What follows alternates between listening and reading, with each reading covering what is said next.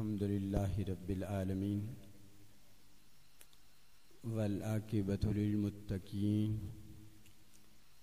अस्सलातु वस्सलामु अला अशरफिल अंबियाइ वल मुरसलीन व ख़ातमन नबिय्यीन व अला आलिहि व अस्हाबिहि अजमईन।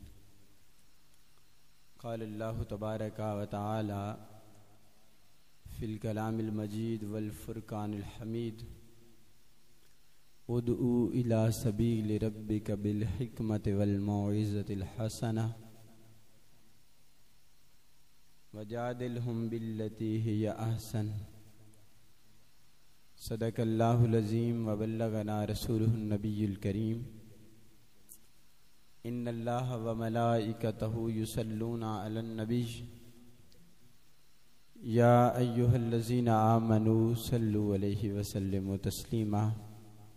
सलातु वस्सलामु अलैका या सय्यदी या रसूलल्लाह व अला आलिका व अस्हाबिका या सय्यदी या हबीबल्लाह।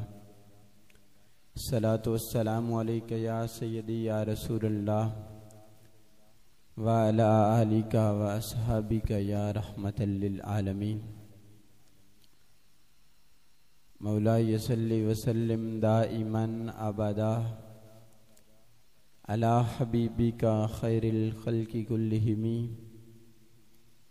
या रब्बी बिल मुस्तफ़ा बल्लिग मक़ासिदना वग़फ़िर लना मा मदा या वासिअल करमी। निहायत ही वाजिबुल एहतराम बुज़ुर्गों, दोस्तों, अल्लाह रब्बुल इज़्ज़त का करोड़ मरतबा शुक्र है कि जिस मालिक कायनात खालिक कायनात ने हमें अशरफुल मखलूक़ात बनाकर नबी दो आलम सल्लल्लाहु अलैहि वसल्लम का उम्मती बनाया।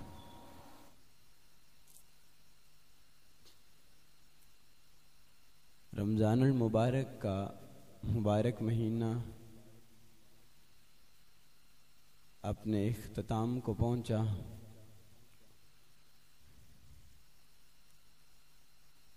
आज हमें वो सूरत हाल और उसकी बरक़ात का एहसास हो रहा है कि जब रमज़ान शरीफ का महीना था तो लोग जौक दर जौक मस्जिद की तरफ आया करते थे।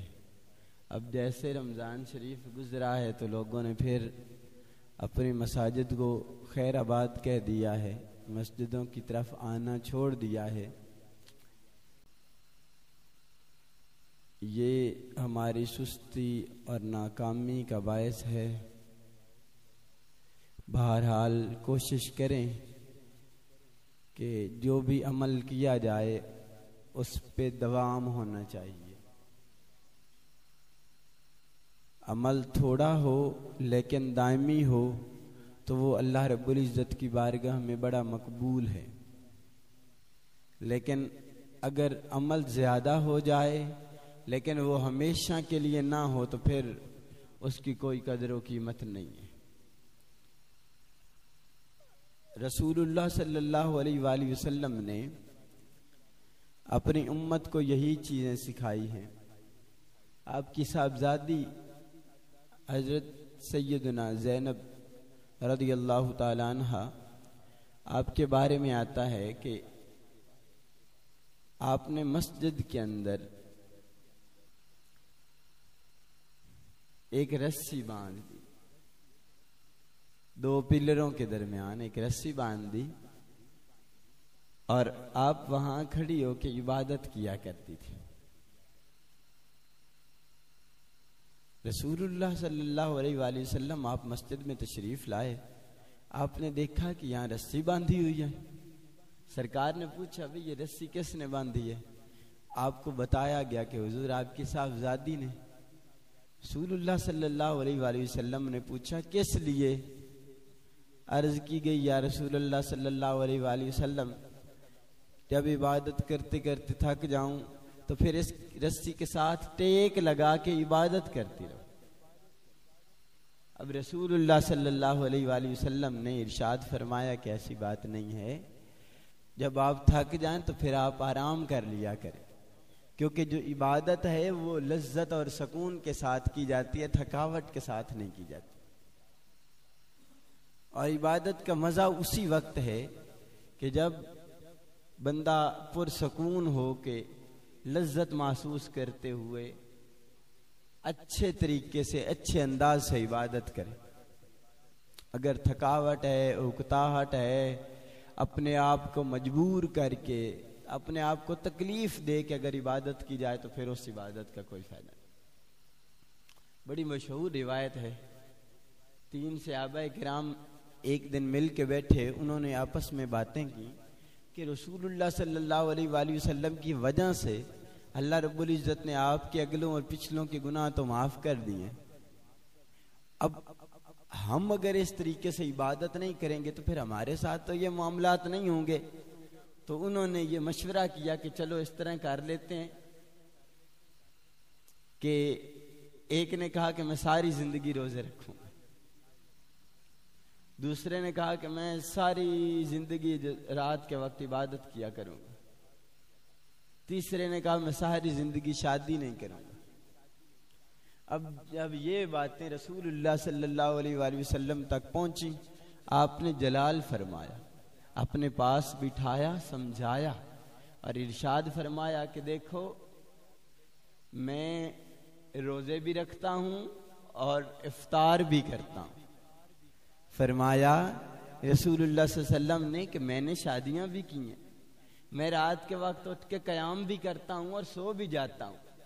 और फरमाया मैं तुमसे ज्यादा अल्लाह को जानने वाला हूं और अल्लाह से डरने वाला। इसलिए अंदाज इख्तियार ये करना चाहिए, इबादत वो करनी चाहिए कि जिसके अंदर दवाम हो, हमेशगी हो और हुस्न हो, खूबसूरती हो। अब रसूलुल्लाह सल्लल्लाहु अलैहि वसल्लम ने खूबसूरती वाली इबादत सिखाई, अच्छा अंदाज सिखाया, अच्छा तरीका सिखाया। इसलिए कोशिश ये करनी चाहिए कि हम अपनी इबादतों के अंदर दवाम पैदा करें, अपनी इबादतों के अंदर हमेशगी पैदा करें। बंदा मुनासिब इबादत कर ले, लेकिन तरतीब के साथ करे, तसलसल के साथ करे। ये ना हो कि एक रात को खड़ा हो के 100 नफल पढ़े और फिर 10 दिन जमात के साथ नमाज ही कोई ना पढ़े, तो उस 100 नफल पढ़ने का कोई फायदा ना हुआ। इसलिए एक दिन बंदा कोई कहता है कि जनाब आज मैंने 10 पारे कुरान पढ़ना, जनाब 10 पारे कुरान पढ़े और बाकी 10 दिन कुरान को हाथ ना लगाए, तो क्या फायदा हुआ 10 पारे पढ़ने का। बेहतर तो ये था कि वो शख्स रोजाना 1-1, 2-2 पारे पढ़ता, लेकिन रोजाना पढ़ता, ताकि उसके अमल के अंदर हुस्न आ जाता, खूबसूरती आ जाती। इसलिए कोशिश की जाए कि अच्छे अंदाज के साथ, हुस्न के साथ, मोहब्बत के साथ, खुलूस के साथ इबादत की जाए और लोगों को इबादत की तरफ रहनुमाई की जाए। प्यार के साथ लोगों को इबादत की तरफ, नेक अमल की तरफ बुलाया जाए। अब कई लोग जो रमज़ान मुबारक के अंदर मसाजिद का हुस्न बना करते थे, जीनत बना करते थे, अब वो मसाजिद से रुखसत हो गए। कई लोग ऐसे हैं जो नमाज के लिए आया करते थे, अब उन्होंने नमाजें पढ़ना छोड़ दी। तो अब बेहतरी तो कोई ना हुई। रमज़ान शरीफ तो हमेशगी सिखाता है, रमज़ान शरीफ तो हमदर्दी सिखाता है, रमज़ान शरीफ तो हुस्न सिखाता है, खूबसूरतियाँ सिखाता है, दवाम सिखाता है बंदे को।